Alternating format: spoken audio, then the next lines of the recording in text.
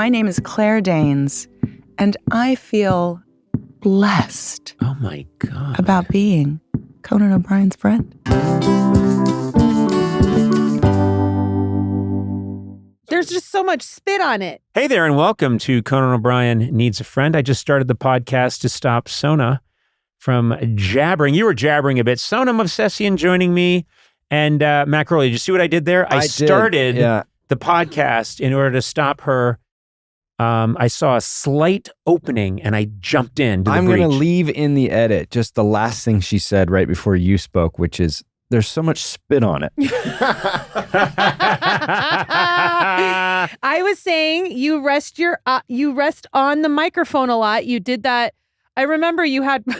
We shouldn't talk. No, it was in the documentary. It was in the documentary. You had pus on your eye, and then you kept shoving the microphone in your eye, and then I had to wipe it with a wipey. This is going back to 2010. Yeah. I'm preparing to do my tour. And we're having lots of problems getting the show up and going. Yeah. And at one point, I remembered I wasn't feeling well. I had a pustulated eyeball. Oh. Don't even ask me what was going on. I had some disease that was eradicated in the Middle Ages, but I wasn't feeling well. And it's the poster for the tour, the movie, the documentary. Conan O'Brien Can't Stop. I forgot. Is me. I see it every morning because I had that. Yeah. Someone gave me that framed poster, and I put it in my basement, and I'm always passing it on the way to watch TV, and it's me leaning my pustulating eye on the mic on the foam cover of the microphone. You're holding it. I'm holding it, and I'm rubbing. I'm wiping pus onto the microphone. Yeah. And then the director, Robin Flender, got a great shot of you.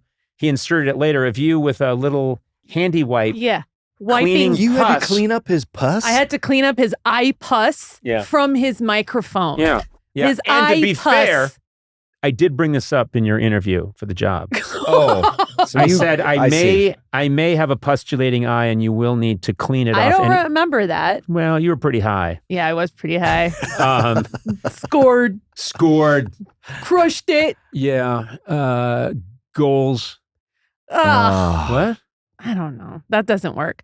But you have a thing with resting on whatever microphone. Yeah. Sometimes I don't know what it is, but I find it somehow calming to rest my eyeball on the microphone. Okay. And Eduardo, you are, of course, the designer of this wonderful studio. This is your equipment. You're very finicky about it. How do you feel when you see me resting my eyeball on this, what I'm sure is a $600,000 microphone? It's not. I'm okay with it because we have a bunch of spares, so if you've done it too long, I'll swap it out. Do you boil them afterwards? They can get cleaned, actually, this foam part. I hope here. so. So once because a year. I secrete many secretions, and they could get on the mic. It just could happen. So also, when you're not the only one who uses that microphone. I know. Ted Danson. People to spit on it and talk regularly does a podcast in here, and I've noticed lately he has all these horrible sores around his mouth. I think he has what I have now. And he probably thought, there's going to be no problem me speaking into this mic. Little does he know that I have some kind of scabies from the era of the Salem witch trial. It's coming out my eye, and it's going into Ted Danson. And the last time I saw him, he had trouble. He was trying to just eat the softest muffin. You're killing Ted Danson. I'm killing Ted Danson. No. He couldn't get the little soft muffin into his mouth because of the giant cankers on his Ted Danson lips. God. The other concern is the earphones. Sometimes have you noticed if you picked up earphones, sometimes they've got a little. I clean them every pre-session. I will say this. I move. Every time we have a guest, I immediately have to move here. They glisten. And sometimes guests' ears glisten. They glisten. I know. I've seen so you're that. talking about it's sweat? They're nervous around Conan O'Brien? What's happening? Sweat. Or they're oily. Yeah. Maybe they're oily. What guest has been oily recently? Earwax? Oh, no. Who knows? I don't know. Earwax around? Just saying. Can I just say, and I can say this because he's a friend, when Greg Daniels was here, he walked in and he's just so oily. He's just an oily guy. And I at first I thought he was an eel from the deepest part The deepest part of the ocean, an oily eel You thought that an lives. eel was walking into your studio? Yeah, and I said, an eel? And then he said, Conan, it's me, your old writing partner, Greg Daniels. And I said, I'm sorry. And I remember I recovered very quickly. Yeah. Yeah, he took off his headphones and they were dripping. Dripping. You heard, and someone's going to get back to Greg with this. But Yeah. he's an oily man. Such a greasy, oily guy. Yeah. Slimy. I used to, as his writing partner, I had to blot him every day. I had giant human-sized blotting tissues. Anyway, I wanted to throw him under the bus for no reason. But I thought, I can't go after any other guest, but I can go after Greg Daniels. Yeah. So I made him oily when he's not oily at all. I know. He's But not. yeah, well, I think we have a terrific show today. I really do. And I know that because we recorded it before I spoke. So now I'm going to act excited. You were in a whole other state on the other side of the country for Yeah, this. we're not Yeah. in this interview. You're not in this interview, and it's only because the guest requested. Oh, Yeah. What? Well, she's an avid fan of the podcast, but she said that she goes to great expense to have you two removed from it. oh man. Yeah, Okay. audibly removed. Huh. No, I was in New York doing some work there and did a podcast or two. And of course, when I'm there, there's no way to get you guys out to New York. You have, both of there's you, airplanes. you both have, families. Yeah, but my boys are 4. Like, I can use a night or two I know. away. The problem is you'd probably insist on flying first, and I'm not Yeah. paying for that. Well, yeah, you are. Coach is fantastic, I've heard. I have your. I've I have heard your Coach credit is card. great. Yeah, I'll fly Coach, and then Someone showed me a cha-ching, sketch recently of Coach. They drew it for me. Oh, Your only connection with Coach is someone showed you a drawing of it. Yeah. Yeah, it was a illustration of what it looked like. What are you talking about? I was practically born in Coach. My whole life was Coach. Mm. Only recently have I moved up. Now I sit with the pilots. Yeah. Oh my God. Imagine being on a plane where the pilots are sitting next to Conan. I would be so afraid for my life. I'm doing bits, and then the Oh, bits get God. physical, and then I hit a button, Oh, and then suddenly we're in a power dive, and I'm just making a bit out of the power dive. They have to. What do they do when people are unruly? They tape them to the chair. Yeah, They would do that to they you. would do that Oh, to yeah. me. Yeah, for Yeah. sure. Can we do that with you here? Yes, Yes. you can. Yeah. Oh, we should tape him for a full episode to the chair. But wait a Okay. minute, I'm still allowed to talk? Yes. Oh, you just get the same amount of jibber jabber that you always get. Well, we'll tape your You're mouth not shut. removing the problem. If you tape the mouth shut, then you've got Okay, something. can we tape his But mouth saying shut? we'll isolate everything about Conan, but his mouth. What does my body ever do? My body is. Your body flails a lot. You are a flail. flailer. You are. You're Yes. very animated. And Yes. you grab and you twist and you noogie and you hit Yeah. and you wedgie and I you. don't hit. For HR purposes, I don't hit. I caress with purpose. For HR purposes, you hit. Yeah, you do. And then would you be able to have a whole conversation where you don't whip off your glasses it's so dramatically? funny. Can I make that sound Yeah. when I Yeah. take my glasses off? Yeah. Oh my God, people love that bit. Yeah, but you Yeah. wouldn't be able to do it. I'd do it in my mind, and then I'd make it happen. I am.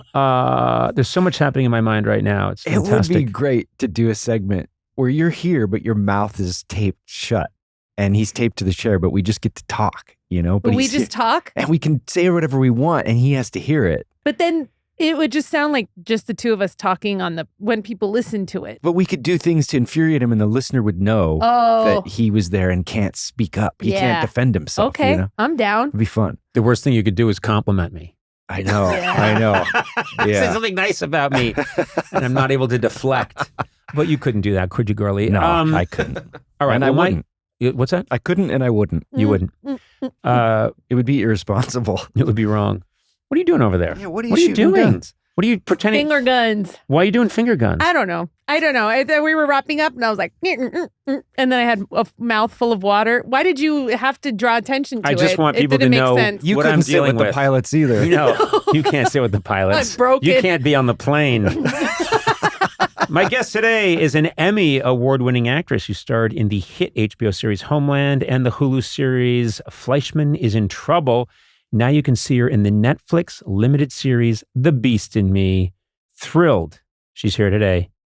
Claire Danes, welcome. You've had wonderful career success, but I do believe that this is the moment. It is. This is the pinnacle. This is the apex. So and, after today, it's all Downhill. down. It's a steep descent. you know what?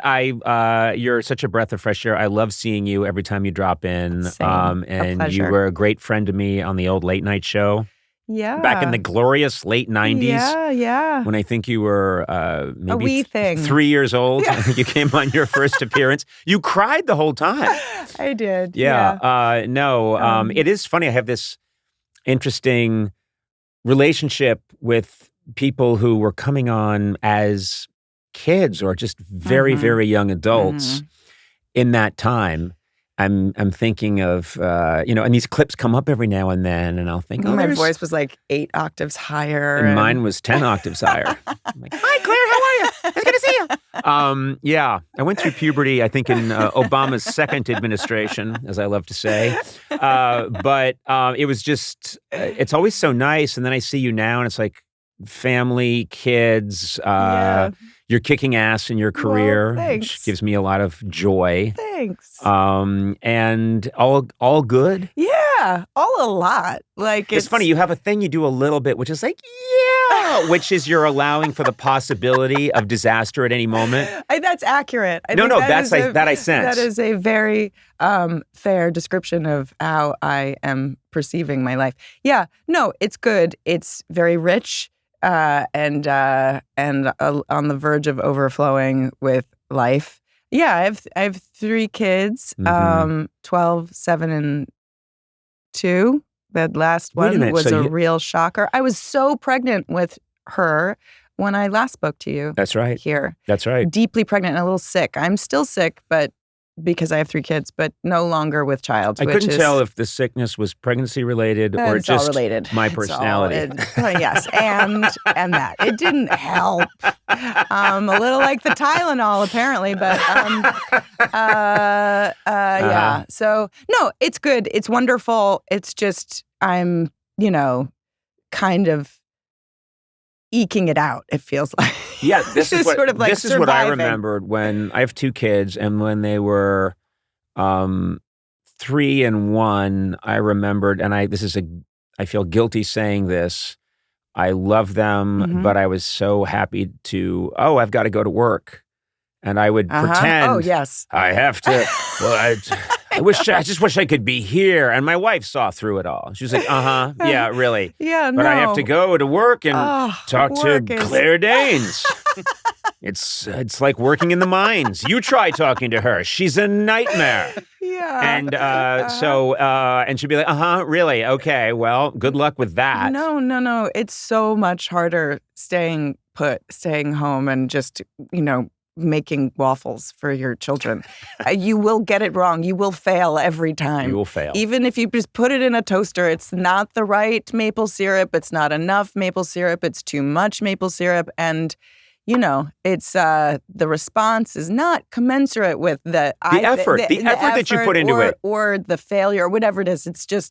It's always at such a high pitch. Literally, it's just a lot of hyperbole. It's a lot. Yeah. They're very expressive and they're beautiful and I love them. And and I, too, am very excited to You go to gritted work. your teeth as you said, I love them. I love them. so much. It is,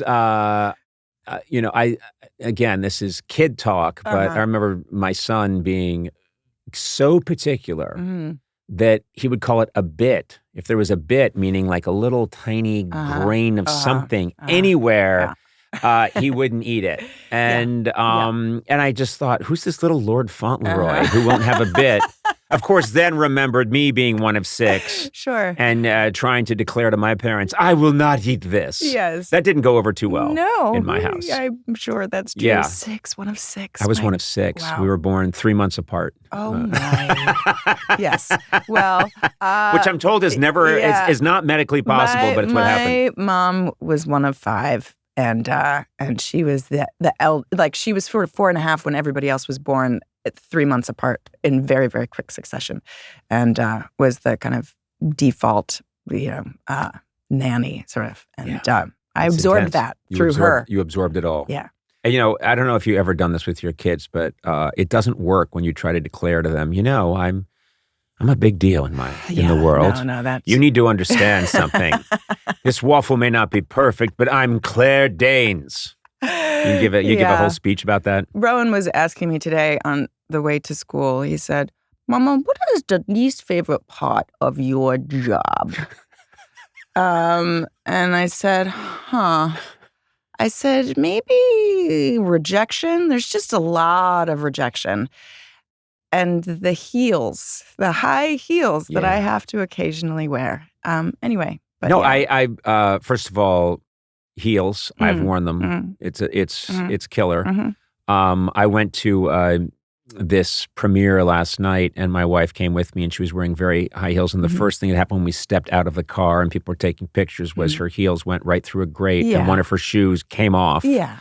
And we just both started laughing because her white skirt flew up. Yeah, exactly. But we're just not built for any occasion that a normal show business person has to do all the time. I'm not one of those people. She's not one of those people. She looked absolutely beautiful, but we step out, foot right into a grate, shoe stuck to the grate. Yeah, I think there are welders right now trying to free it. Yeah. And that's just the world we're in. It's true. It's interesting. You talk about rejection. And these are the things that really interest me because an untrained person would say, well, no, Claire Danes is so well established. And so that's not something that you would deal with. And people don't understand that it comes in many forms. And it's still, it's the life we've chosen. Sure. Is no matter what you do. I remember that I would, do a monologue or anything I do. It doesn't matter how many of your fans are there, how much they like you. If you tell 5 jokes, they'll be like, I like the first one. Yeah. Second one, Right. Fair enough. I mean, and that's how it should be. Yeah. It's not like I understand why the rejection exists. I don't begrudge it really, but it's just not my favorite part of the job. Or just the self-consciousness. Peddling your wares. But, the actual thing itself is glorious, but there's so much that surrounds that thing. Yeah. I don't know if the last time we talked was for Fleischman. Yes. Was it for Fleischman? Right. And you had these moments, performance moments that I still think about to this day, which were so spectacular. Thanks. Where you're in extremis, things are, you're falling apart, you're having a major crisis, and you just had these moments where I thought my flat screen TV is going to explode, which was very impressive. And then the idea that, and I revisit this a lot on the podcast, where you have a moment like that and you think, well, then when you've shown everyone that you can do that and you've hit those notes so many times in your career, well, the rejection part's over. And it's not. No. It's never over. No. You almost didn't make it, here, because it's a very high bar to get onto this podcast. Well, thank you. And I had to look, I was up all night looking at tape. Thank you. I finally cleared you. Yeah, well, okay. And that feels divine. Yeah. Because I am blessed. It's true. It's just it's an integral part of it, and you'll always get reviewed. And if it's a good review, you're screwed. And if it's a bad review, you're screwed. There's just no winning when. Well, also, you have to make that decision. If you're going to not validate the bad reviews, you have to make it. Then you're not allowed to. I am pretty good about not reading it, but it just seeps through like by osmosis. I mean, you can't really safeguard yourself. There's no.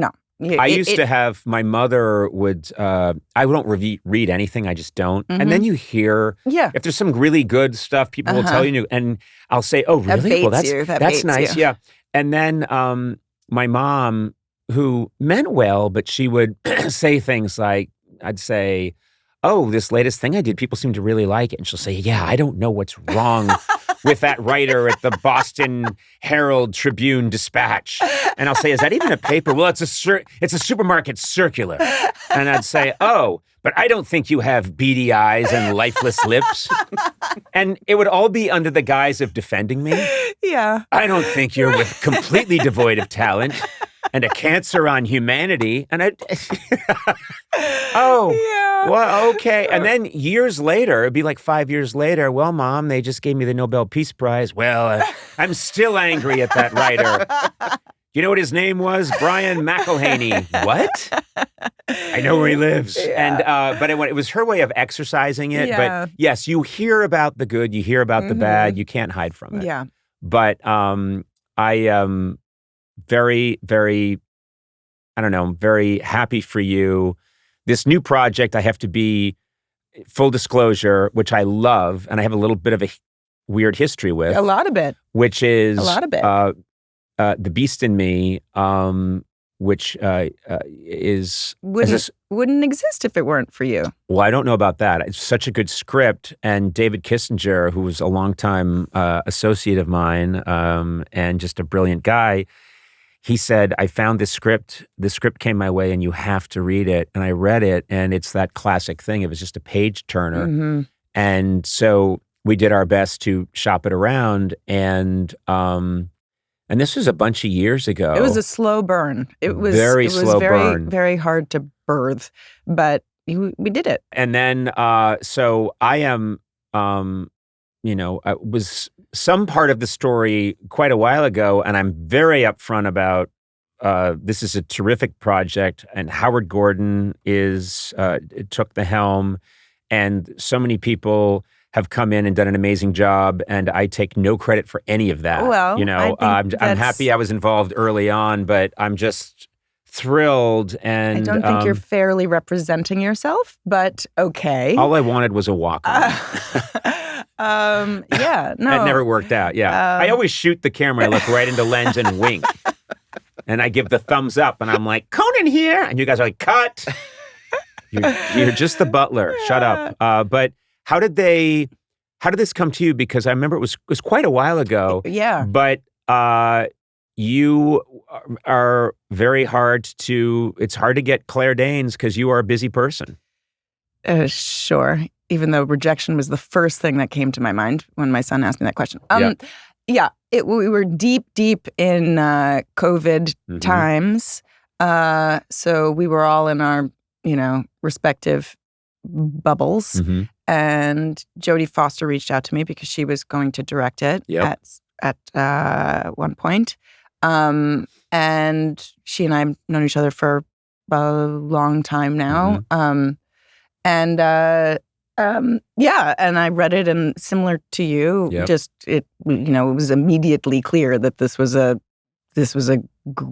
great conceit and a really vivid character. I loved the kind of Hitchcockian feeling of it, but it's in a contemporary time, but it felt very classic. I really wanted to know what happened next, and so did everybody when involved in making it. It took us a long time to figure that out, and it went through a few different iterations, and it was tricky defining the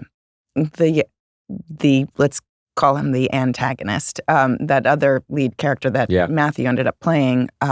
It cycled through a lot of different names. One of them was Cyrus, which is my eldest son's name. And I said, time out. No. I can't be having a tortured relationship with Cyrus. That's going to be tricky for me. Yeah.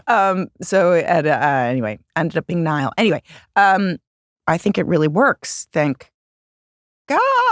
You never know. You don't ever know. Not even when you're making it. Maybe especially when you're making it. Well, that piece that was missing was, who is this guy? He's playing opposite you. And then one day, David Kissinger called me and he said, we're thinking about...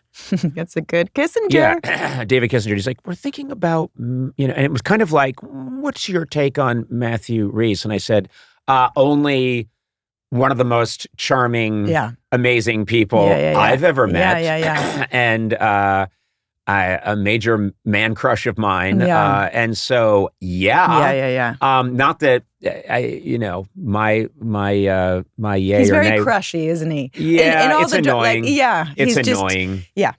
No, he's kind of stupid, impressive, and charismatic. It's like It's so uncomfortable. funny too how it seems to be a prerequisite that actors who are very charismatic and kind and affable can play sinister so well. Yeah. And I think there's something I've noticed that in sketches or any time that I've done some version of acting, I really enjoy being an asshole. And it's not because I'm not, it's that it's so contrary to the face that I've put out there. Yeah. I've never played like an overt baddie. And to be fair, Niall it's not supposed to be overt. No, Matthew it's not does overt. not play it that way. But, and that's really was another reason why this appealed to me, because I thought their dynamic was, so surprising and unusual and fun, because they're kind of in love with each other. And they're, and they're antagonists. So. That happens a lot in love. I guess so. Yeah. Yeah.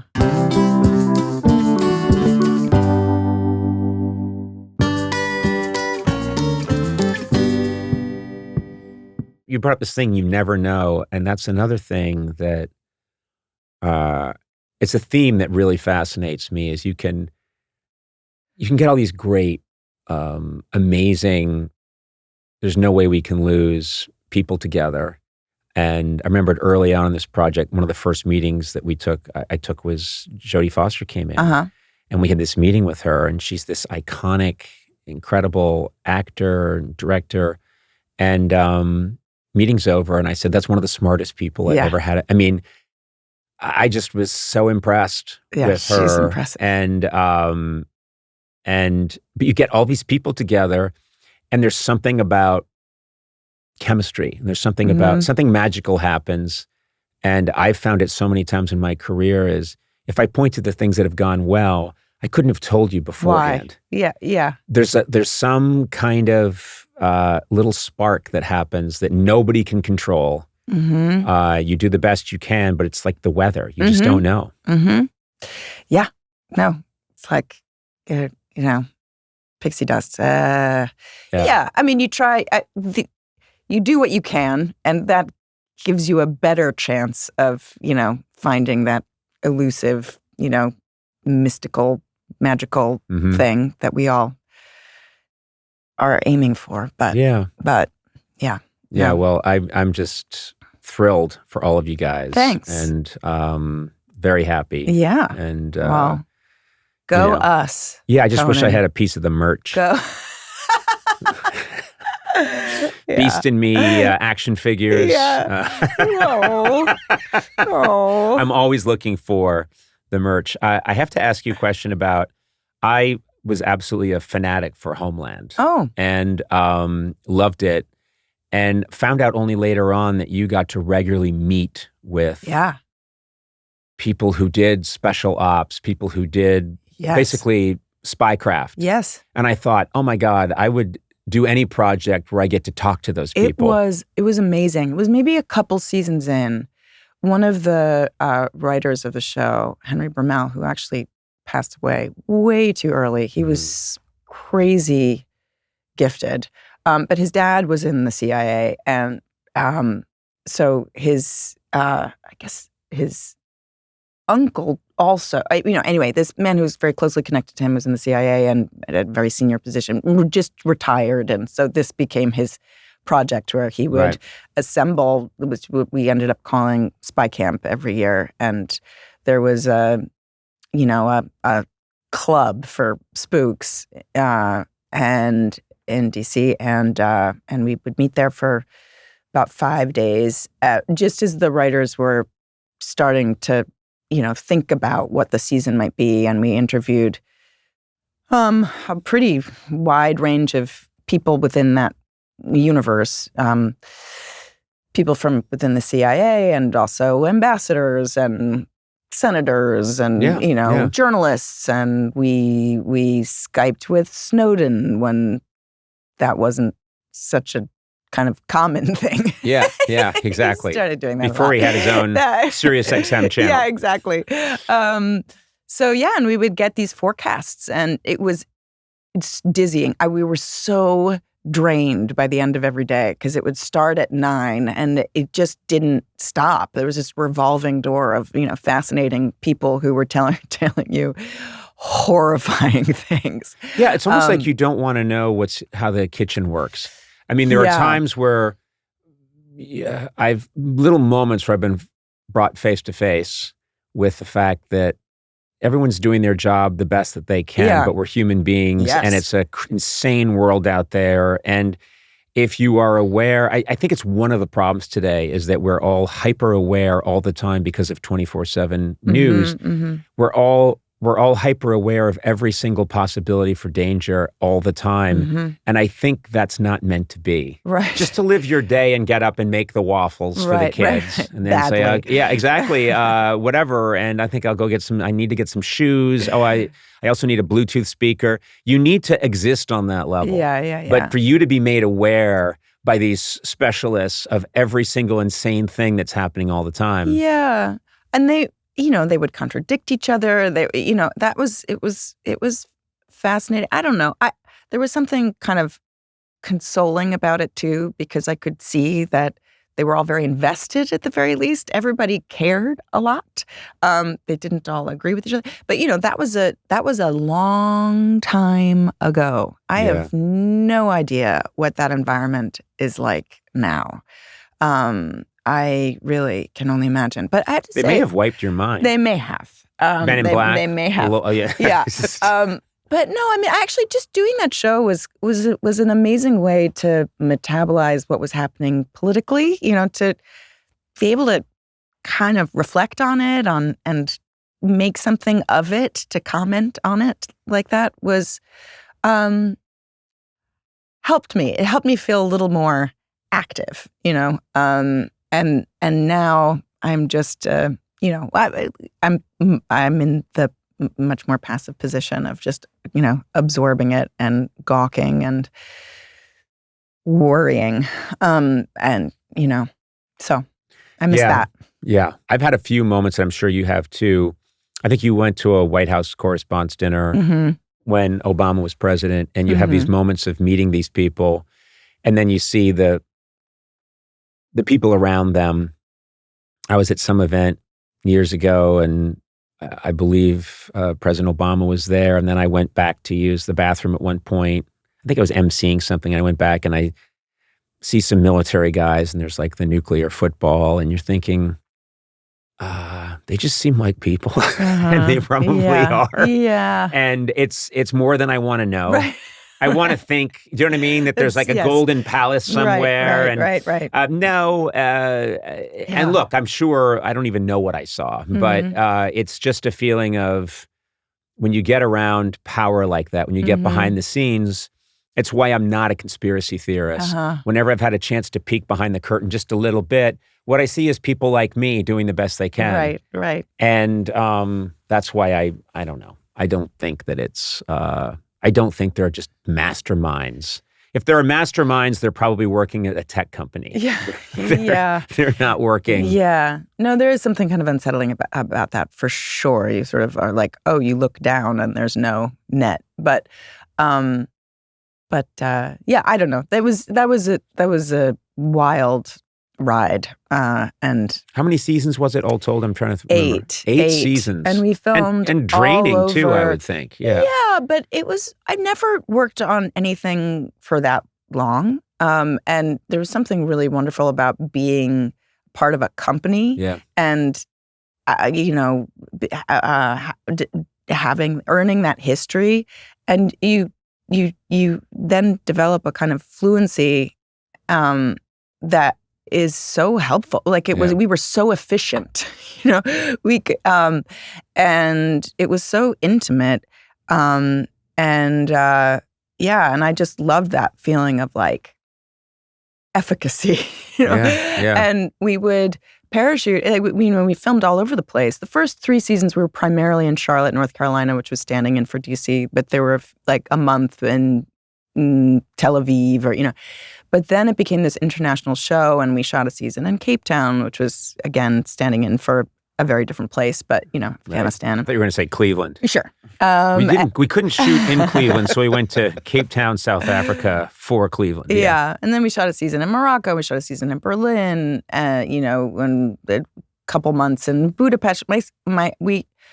My son Cyrus went to school in all these places. Like he still can't eat couscous because he ate it every day at his school. What a great Casablanca. experience for a kid, though, because you're through osmosis, he's getting a taste of all these cultures at a really good early age. Yeah, and he doesn't really share that with his siblings. Rowan I was also pregnant with Rowan shooting the show, but he was little. He was, he was like a baby by the end of it. So wasn't like, Cyrus was raised on that set too, and Leslie Linkett Glatter, our primary director, she would literally like cradle him and then eventually while she was directing, and then eventually he would call action and cut. And he I remember when he was a toddler, he was like 3, he'd get really mad at me. He would say, "Back to 1, mommy."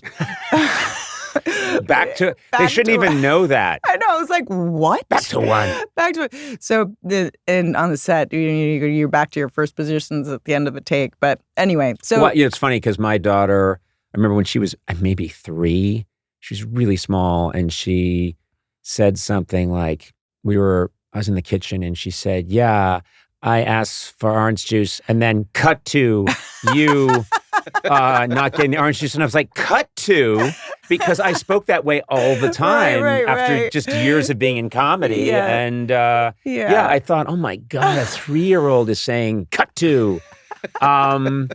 So I think that's how I told her bedtime stories. And then cut to evil monster. I used to try to frighten her to go to sleep. But I just, they just pick up the lingo. They're around. Yeah, and he would be on a playground and he would kind of teeter up to another kid and say, "My name is Cyrus.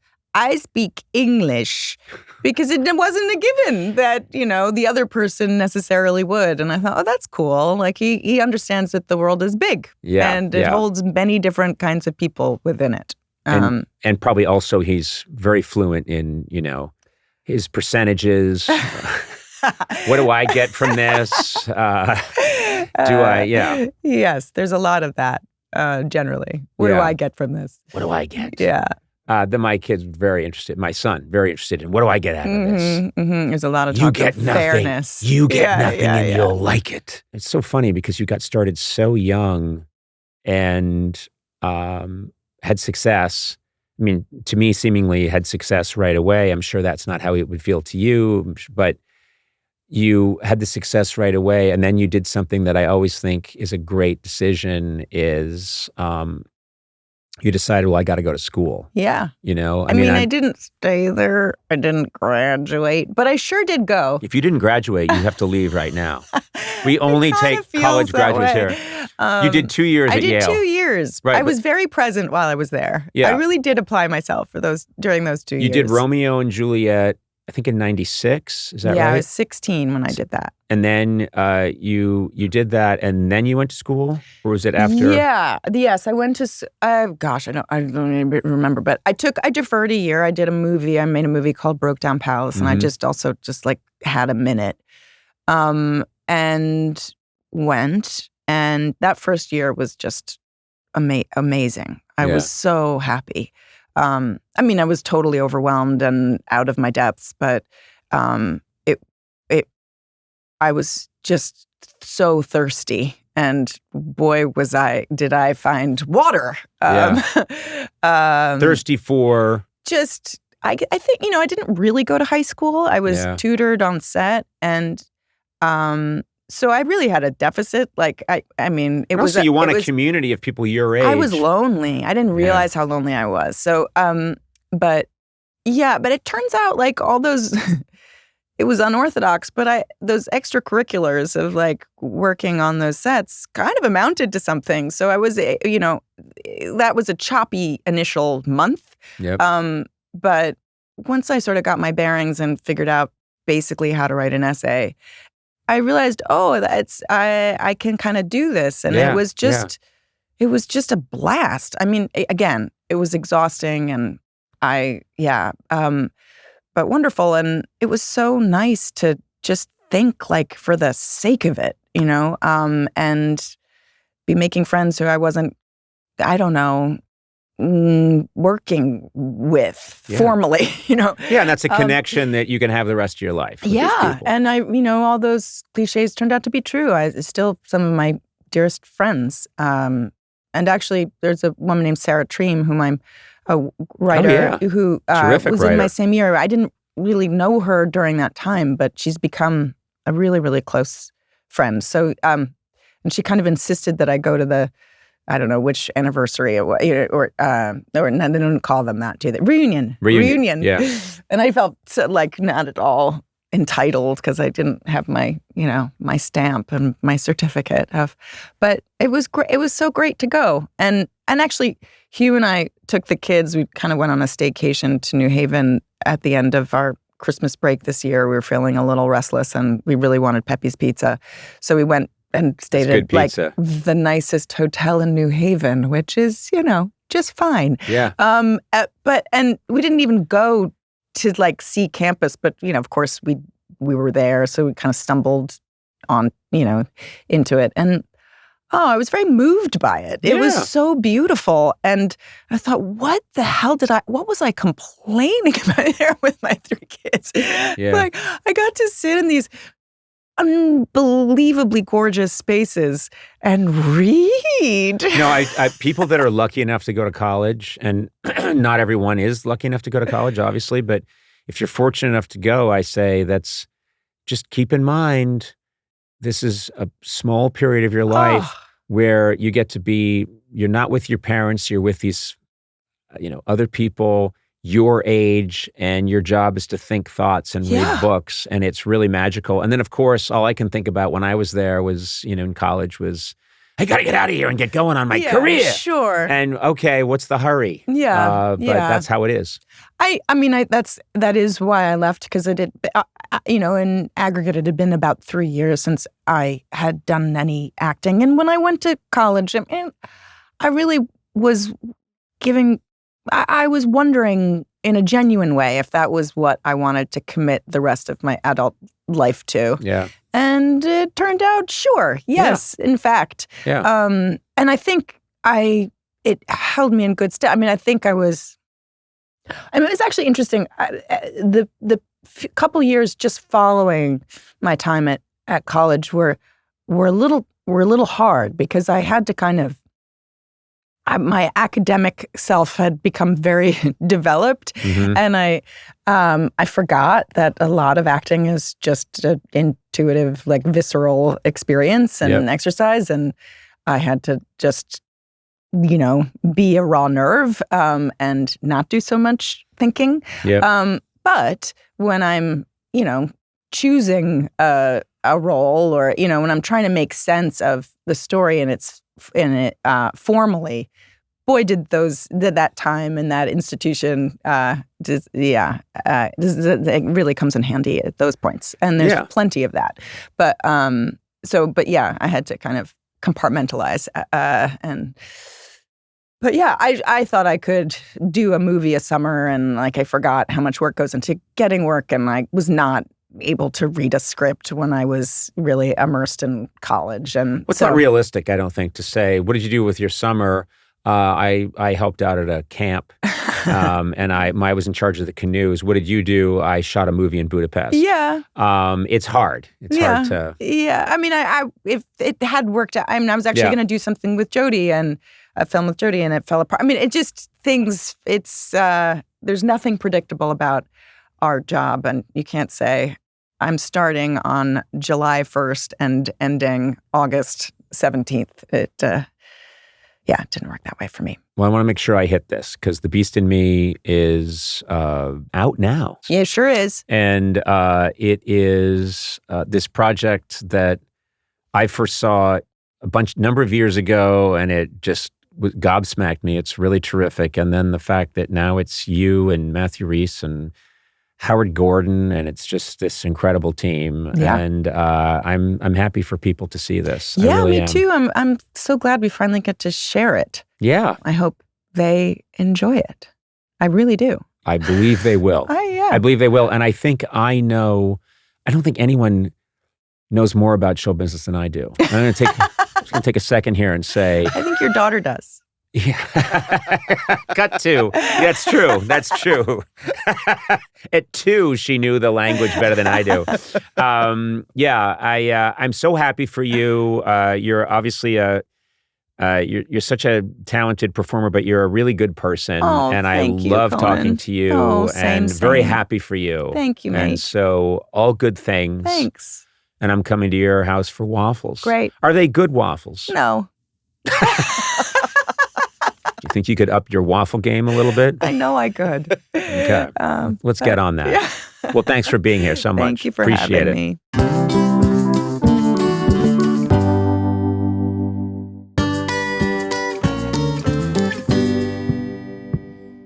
Let's do another Review the Reviewer. This Let's is do where it. we go to Apple Podcasts. We pull out a 5-star review. We review the review itself. Nice. Do you Nice. see that? There's a This is- twist. Yeah. They think they're reviewing us. We're reviewing them. Exactly. Yeah, they get a taste of their own medicine. Good one. And this one actually calls back to a discussion we had a while back on the podcast, but I think it's worth revisiting. Sure. This is from Brian 86, ADEE 86.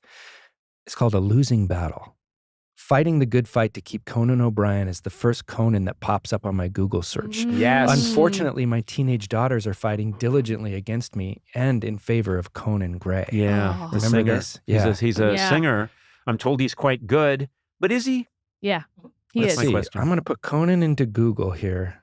Conan the Barbarian, followed by Conan O'Brien, followed by Conan Gray. Yeah. I don't see why Conan the Barbarian is still popping.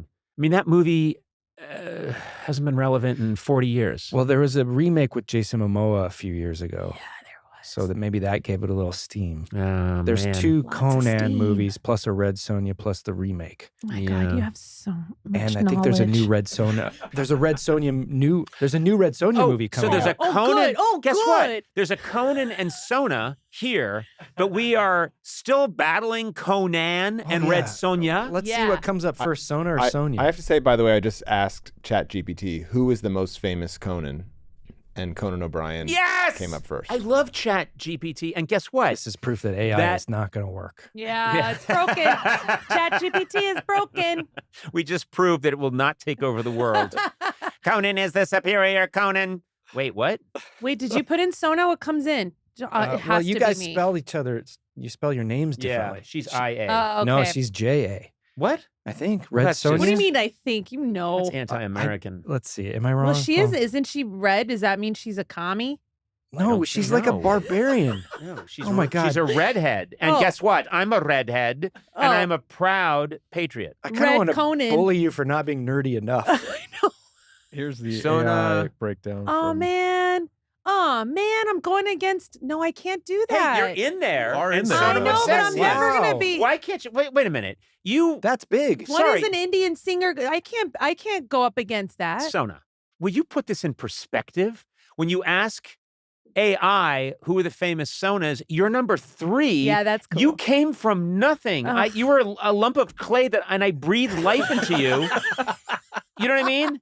You're like a puppet that came to life 10 minutes ago and is wondering why you don't Scroll have down. more followers. That's Oh, ridiculous. Man, I want to be able to get to like share where I just am one name. Oh, there it is.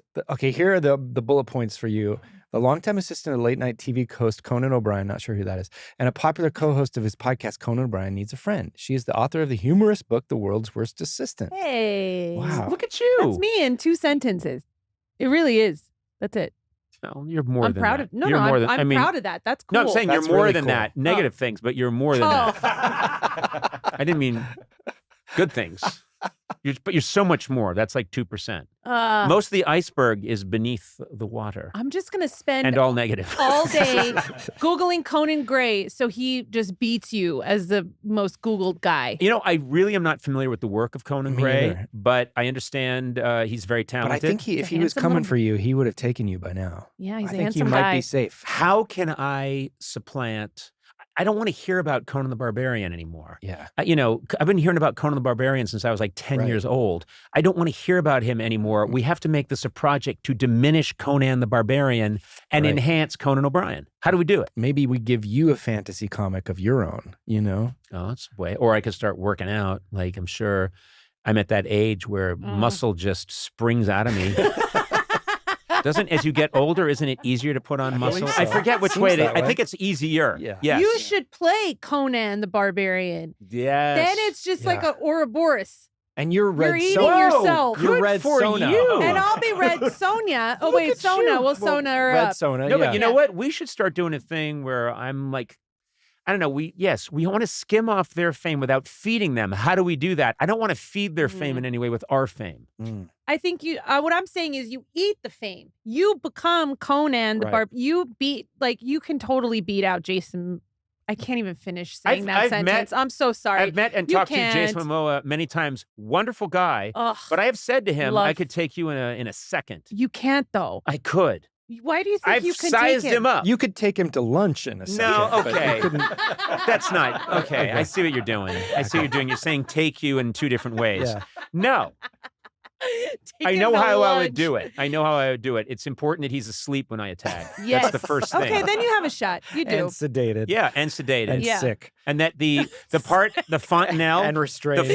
I'm hoping that he doesn't have a closed fontanelle, that it never closed. His skull never closed when he was an infant. Uh-huh. I need a weak spot. Yeah. But I think if all those things are I true. think here's what you have to do.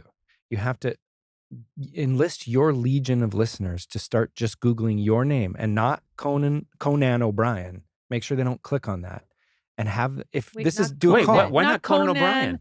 Sorry. Not Conan the Sorry, Barbarian. not Conan the Barbarian. Yeah. Right now, ask them to just Google your name multiple times a day. Yeah. Yes. For the next Please. 10 years or And you know so. what? Can I say something?